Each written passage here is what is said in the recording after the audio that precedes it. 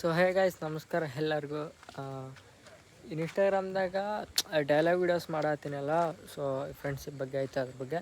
So ಭಾಳ ಜನ ಅಂತೀರಿ, ಬ್ರೋ ನಿಮ್ಗೆ ಸೂಟ್ ಆಗಲ್ಲ ಮಾಡಬೇಡ್ರಿ ಅಂದ್ರೆ ಅಷ್ಟೇ ನೆಗೆಟಿವ್ ಆಗಲ್ಲ. ಇಲ್ಲ ಬ್ರೋ, ನೀವು ಮಿನಿ ಬ್ಲಾಗ್ ಮಾಡೋದು ಇಷ್ಟ ನಮ್ಗೆ, ಮಿನಿ ಬ್ಲಾಗ್ ನೋಡ್ತೀವಿ, ಇದಕ್ಕೆ ಒಳ್ಳೆ ರೆಸ್ಪಾನ್ಸ್ ಐತಿ. ಬಟ್ ಏನಪ್ಪ ಅಂದ್ರೆ, ಇಲ್ಲ ಬ್ರೋ ನೀವು ಮಿನಿ ಬ್ಲಾಗೇ ಮಾಡಿರಿ, ಮಿನಿ ಬ್ಲಾಗ್ ನಾವು ನೋಡ್ತೀವಿ, ನಿಮ್ಮ ಮಿನಿ ಬ್ಲಾಗ್ಗಳು ಡೈಲಿ ನೋಡ್ತಿದ್ದೀವಿ ಅವಾಗಂತ ಹೇಳೋರು ಭಾಳ ಜನ. ಸೊ ಬ್ರೋ, ನಾನು ಬೇಕಂತಲೇ ಮಾಡತ್ತಿಲ್ಲ. ಸೊ ನಾನು ನನ್ನ ಆಡಿಯನ್ಸಿಗೆ ಏನು ಬೇಕೋ ಅದನ್ನೇ ಕೊಡೋಕ್ಕೆ ಟ್ರೈ ಮಾಡ್ತೀನಿ.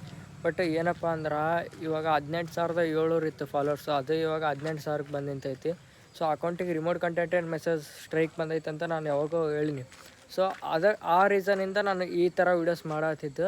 ಸೊ ಇವಾಗ ವೇಸ್ಟ್ ಆಗಿಬಿಡುತ್ತೆ ಗಾಯ್ಸ್. ನಾನು ಮಿನಿ ಬ್ಲಾಗ್ ಮಾಡಿದ್ರೆ ಇನ್ನೂ ಒಳ್ಳೊಳ್ಳೆ ಕಂಟೆಂಟ್ ಕೊಡ್ತೀನಿ ನಿಮ್ಗೆ. ನನ್ನ ಹತ್ರ ಇನ್ನೂ ಸಾಕಷ್ಟು ಟೈಮ್ ಐತಿ.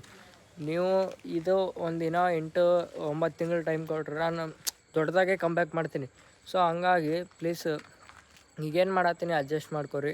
ಹಂಗೆ ಇದು ಚಲೋ ರೀಚ್ ಹೊಂಟಲ್ಲ ಗಾಯ್ಸ್, ಒಂದು 100K ಹಂಗಿಂಗು ಹೊಂಟವು ಒಂದಿಷ್ಟು ವೀಡಿಯೋಗಳು, ಅದರಿಂದ ರೀಚ್ ಇರುತ್ತಾ. ಸೊ ರೀಚ್ ಇದ್ದಾಗ ರೀಚ್ ಅಲ್ಲಿ ತನಕ ಕಾಪಾಡ್ಕೊತ ಹೋದ್ನಿ ಅಂದ್ರೆ ಏನಾಗುತ್ತೆ, ಒಮ್ಮೆಲಿಗೆ ಸಡನ್ಲಿ ಕಂಬ್ಯಾಕ್ ಮಾಡಿದಾಗ ಅಕೌಂಟು ಬೂಸ್ಟಾಗಿ ಸೊ ಜಾಸ್ತಿ ವ್ಯೂಸ್ ಬಂದು ಫಾಲೋವರ್ಸ್ಗೆ ಏನಾಗುತ್ತೆ, ಸೊ ಅವಾಗ ನನಗೆ ಬೆಳಕನೇ ಯೂಸ್ ಆಗುತ್ತೆ. ಸೊ ಆ ಥರ ಪ್ಲ್ಯಾನ್ ಮಾಡಿಕೊಂಡು ಇನ್ನೂ 8-9 ತಿಂಗಳ ಗಾಯ್ಸ್.